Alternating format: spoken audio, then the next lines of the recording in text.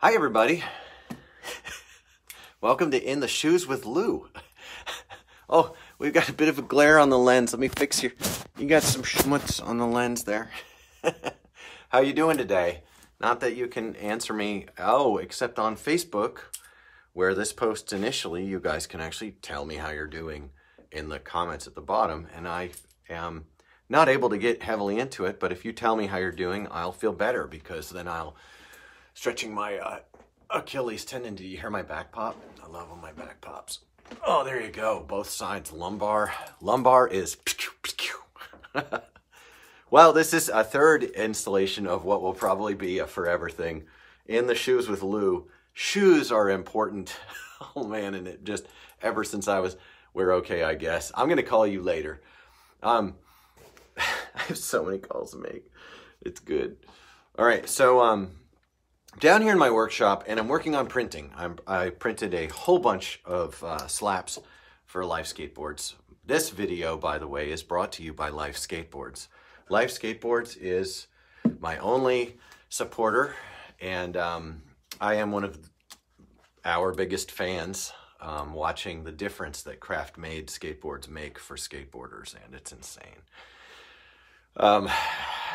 Have people found out about Life Skateboards yet? Because if they haven't, they'll be stoked when they do. But I bought these guys. I bought them from Unheard Of at 15 West 4th Street in Cincinnati, Ohio. This is the Vans Skate High Juniper color. All right, and these are the skate construction with the Duracap Rand sole combo. Word has it they have a shank. I will talk about that in a second. I'm not going to cut them apart on the bandsaw, which is awesome when people do that. Not the guy. And presently I'm wearing a pair of, these are skate highs, but they do not have Duracap. They are not skate construction. And they're very thin, very light, and they're not a comfortable workshop shoe by any stretch. They have the they have what I call the I forget what I called it before, but it's the seam of death. It's the pinky toe killing seam here that folds over where this piece of fabric laps under this one, and there's no stitch, man, and there's no glue or any lining. And that thing folds over and kills the pinky toe. And I think a lot of folks who've ridden Vans for years know what I'm talking about, that Vans has had what should have been a brand fatal flaw, but because of the likes of so many awesome people, from Steve Caballero to Jeff Grosso to like that, Vans has remained a staple skateboarding shoe for decades and decades and decades, despite them shuttering their American production, even shooting an ad in derelict American production, just Ghost Town, and they shot an ad in there. I'm a nostalgic look back at the way it used to be when they would make the shoes really properly. Vans used to be quite properly made, and then shipping all their manufacturing out to unreliable, relatively unaccountable sources. I think that the conversation of quality is probably becoming strained. Let's be real. We got a trade war going on. We've got a war cooking up, and Chinese production is pinched between the desire to please their American corporate people and a bunch of other factors. Ugh, everything is weird. It's never been different, and I'm grateful that we have this time period where things are chill to talk about shoes. I reported in my first one that I had read what I thought was a really cool first-hand review on vatorat.blogspot.com, Concrete Existence blog, which is a great read, and go over there and enjoy some readings if you want to, that these bad boys were killing the feet. And that was doubled up with several Facebook posts and bookings about what you're hearing right now is a dehumidifier. That's a fixture. Folks were talking about these things being foot murderers with the new construction. So I got a pair I did an installment, said I would tell you guys how it goes and how long it takes to break them in, and after wearing them the first day just on my feet, I knew these things were going to be a tough break-in at best.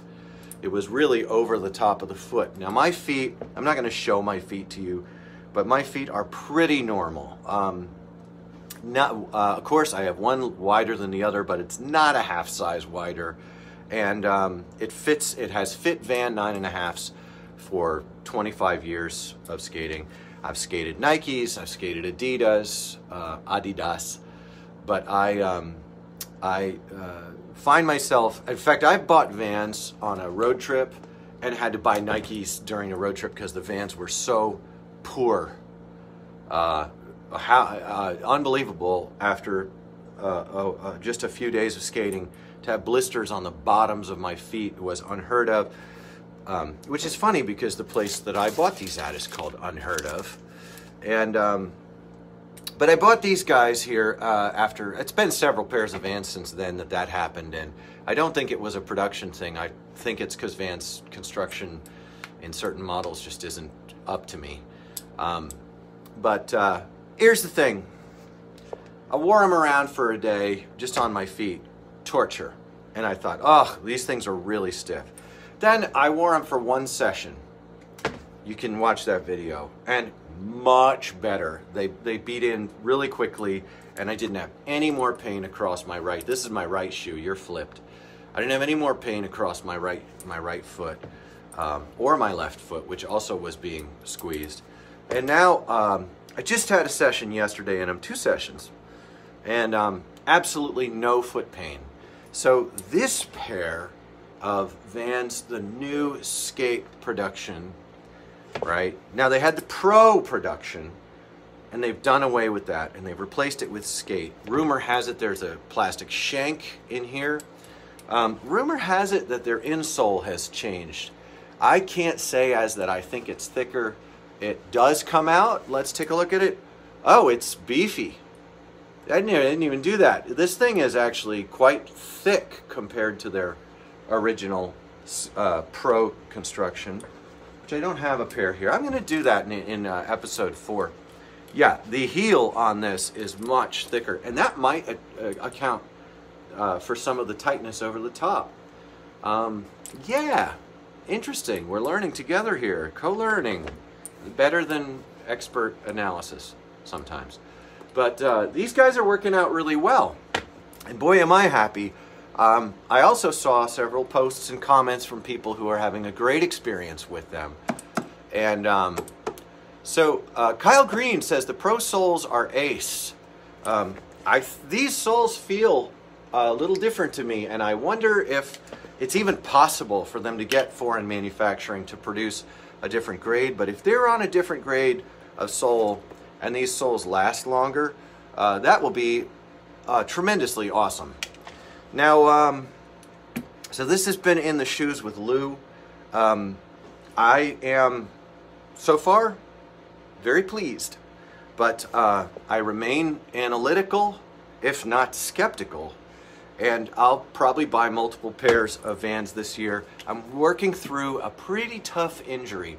I have a probably Achilles tendinosis going on here, definitely tendinitis, and so I'm on a regime of at least twice daily exercise and stretching, and then during a session I tend not to jump out of the van and just push around. I have to do a whole bunch of warming up and cooling down and like that, which honestly, taking care of my feet is something I should have been doing the whole time. And the reason I have this injury is because of driving so far, jumping out of the car, and having a hot session.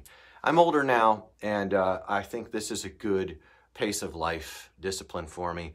And it does appear to me that my Achilles tendon will most likely not come detached from my heel. I got a good amount of meat left there, and it's improving in strength every day. The pain is definitely it's definitely receding, and the strength is definitely increasing, so I think we're going to be all right. But I'll keep you guys posted on these, and as my heel gets better, maybe we'll get to see a little more of the, pop trickery and silly flippery. So there you go. Vans, new formula. Who knew? Thanks, guys.